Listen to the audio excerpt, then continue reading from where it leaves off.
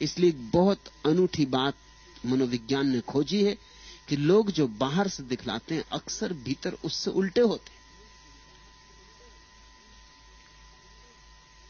जैसे कमजोर आदमी अपने को बड़ा बहादुर दिखलाता है, उसे डर है अपनी कमजोरी का, वो भीतर कप रहा है, वो बड़ा भयभीत है, वो इतना डर रहा है कि वो ये तो कह नहीं सकता कि मैं डर रहा हूं।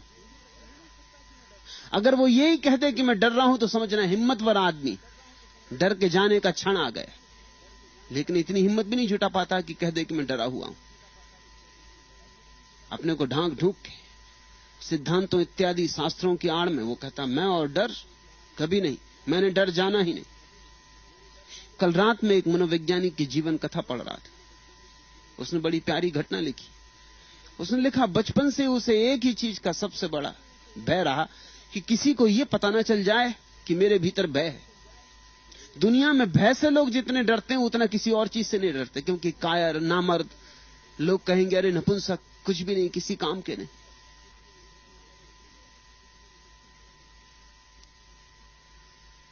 उसने लिखा है कि बचपन में स्कूल में बच्चों से झगड़ा हो गया, तो बच्चों के एक गिरोह ने उसकी पिटाई का इंतजाम किया। वो किसी तरह उस दिन तो उन्हें धोखा दे के पीछे के रास्ते से भाग आया। वे दूसरे रास्ते पे इकट्ठे थे, मगर दूसरे दिन वो डरा कि अब अगर मैं गया तो आज तो पिटाई होने ही वाली, दो ही रास्ते थे, एक पे कल उन्होंने इंतजाम किया था, आज वो दोनों पे इंतजाम कर लेंगे। और ये वो स्वीकार नहीं करना चाहता कि अपनी मां को कह दे कि मैं डरता हूं, कि अपने शिक्षक को कह दे कि मैं डरता हूं। उसने अपनी मां को कहा मेरे पेट में दर्द है, आज मैं स्कूल नहीं जाना चाहता।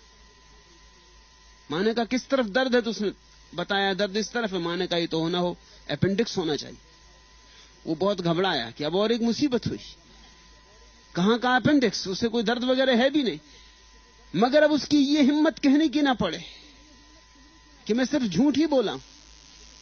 मां उसे डॉक्टर के पास ले गई। उसने सोचा था जांच पड़ताल होगी, बात खत्म हो जाएगी। डॉक्टर ने जांच पड़ताल की। डॉक्टर ने जांच पड़ताल करके कहा कि पक्का तो बैठता नहीं कि अपेंडिक्स है या नहीं, लेकिन झंझट लेना ठीक नहीं, इसलिए ऑपरेशन कर लेना उचित। अब तो वो बहुत घबराया, मगर अब बात बहुत आगे बढ़ चुकी। तुम चकित होगे जान के ऑपरेशन हुआ। अब उसने जीवन के अंत में 70 साल की उम्र में यह बात लिखी कि अब मैं ये इतनी हिम्मत जुटा पाया हूं कहने की कि अब मैं सच सच कह ही देना चाहता हूं कि न मुझे दर्द था न अपेंडिक्स था, मगर मेरा अपेंडिक्स भी निकला, ऑपरेशन मैंने करवा लिया हिम्मत करके। मगर ये हिम्मत न जुटा सका कहने की कि वहां बच्चे मुझे मारने को इकट्ठे हैं, और ये मैं स्वीकार नहीं करना चाहता कि मैं कायर हूं। तुम जरा अपनी जिंदगी को गौर से देखना, अपने आसपास गौर से देखना। जिन लोगों के जीवन में भीतर बहुत दुख है, वो अक्सर ऊपर झूठी मुस्कान ओढ़े रहते। जिन्होंने जीवन में कभी प्रेम नहीं जाना, वो प्रेम के गीत गुनगुनाते।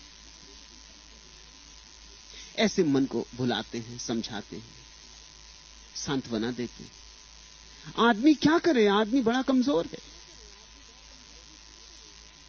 तो वे लोग जो कह रहे हैं कि तुम ढोंगी हो, उसके पीछे एक कारण ये भी है, सदियों तक उन्होंने ढोंग देखा है, न मालूम कितने कितने तरह के ढोंगी देखे। फिर मेरा सन्यासी तो उन्हें और भी अड़चन का कारण है, क्योंकि मैं सन्यास को एक नई परिभाषा दे रहा हूं, नया अर्थ दे रहा हूं, जो उनकी समझ के बाहर है, जो उन्होंने कभी सुना न देखा। सन्यास का उनका अर्थ था जो सब छोड़ के भाग जाए। अब तुमको ढोंगी ना कहें तो क्या कहें? तुम कुछ भी छोड़ के नहीं गए, ये कैसा सन्यास? इसलिए मैं कहता हूं वो बेचारे ठीक ही कह रहे हैं, उन पर नाराज मत हो। अगर वो किसी पुराने सन्यासी को अपने बाल बच्चों के साथ देख लें, पत्नी के साथ देख लें, तो उसे ढोंगी कहेंगे कि ढोंगी। अगर पुराने सन्यासी को दुकान करते देख लें तो ढोंगी कहेंगे। और तुमसे मैंने कहा दुकान छोड़ना मत, पत्नी बच्चे छोड़ना मत। असल में मैंने तुमसे ढोंग का उपाय ही छीन लिया, मगर उनकी समझ में तब आएगा। मैंने तुमसे ढोंग का उपाय ही छीन लिया, जड़ी काट दी। ढोंग का उपाय ही कहां बचा? मेरे सन्यासी के लिए ढोंग का उपाय ही नहीं। तुम ढोंग करोगे क्या? जितनी चीजें ढोंग से की जाती थी वो तो मैंने तुम्हें करने की आज्ञा दी।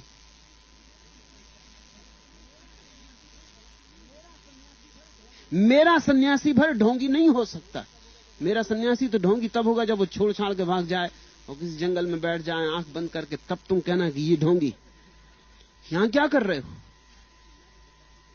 क्योंकि मैंने तो कहा संसार में परमात्मा के दर्शन करने, जीवन के छोटे छोटे कामों में उसकी उपासना को खोजना है,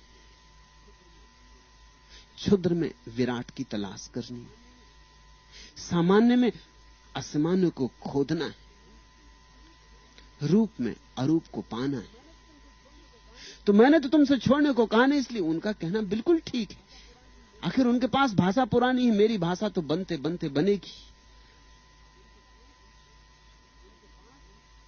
उनके पास मैं जो कह रहा हूं उसे समझने का कोई उपाय नहीं। मैंने उन्हें सिर्फ भौचक्का कर दिया है। वो एकदम बेबूस से खड़े रह गए। उनकी समझ में नहीं पड़ रहा है कि क्या हो रहा है। मेरे पास आ जाते, कभी पुराने ढप के एक सन्यासी आए कुछ दिनों पहले, कहा ये कैसा सन्यास है? 30 साल के सन्यासी, उम्र भी 60 साल की है। मैंने तो बहुत साधु संत देखे, बहुत हिमालय में घूमा हूं, गंगोत्री तक की यात्रा की है, मगर ये कैसा सन्यास है? मैंने कहा यह सहज सन्यास है। मेरा सन्यास का अर्थ और ही है। सन्यास का अर्थ है भाव की एक ऐसी दशा कि तुम बाजार में खड़े हो फिर भी अकेले हो, कर रहे सारे काम फिर भी निष्काम, जी रहे संबंधों में फिर भी असंग हो। तो स्वभाव था। मेरे एक मित्र संन्यास्त हुए, 8 दिन बाद आए कि मेरी पत्नी को भी संन्यास दे। मैंने कहा मामला क्या है? पत्नी राजी है? कहा राजी होना ही पड़ेगा, क्योंकि जहां भी मेरे साथ जाती है लोग बहुत खड़े होकर देखने लगते हैं कि स्वामी जी किसकी पत्नी को लिए जा रहे हैं। कल एक पुलिस वाले ने रोक ली कि रुको महाराज, ये स्त्री किसकी? 10 बजे रात कहां जा रहे हो? मैंने कहा भाई मेरी पत्नी। उन्होंने कहा तुम्हारी पत्नी? फिर तुम सन्यासी कैसे? पुलिस वाले को भी पता है कि सन्यास का मतलब क्या होता है। मैंने उनकी पत्नी को भी सन्यास दे दिया। 8 दिन बाद वो फिर वापस आएगा कि मेरा एक बेटा और है, इसको और सन्यासी करें, क्योंकि कल ट्रेन में हम दोनों बैठे थे, बंबई में रहते, लोकल गाड़ी में चले आ रहे थे, डब्बे में 2-3 आदमी एकदम नाराज हो गए और कहा कि ये मालूम होता है किसी का बच्चा भगा के ले जा रहे हैं। साधु सन्यासी भगा के ले जाते ना बच्चा, और कोई उपाय नहीं मिलता चेला खोजने का, तो बच्चों को भगा ले जाते हैं कि चलो,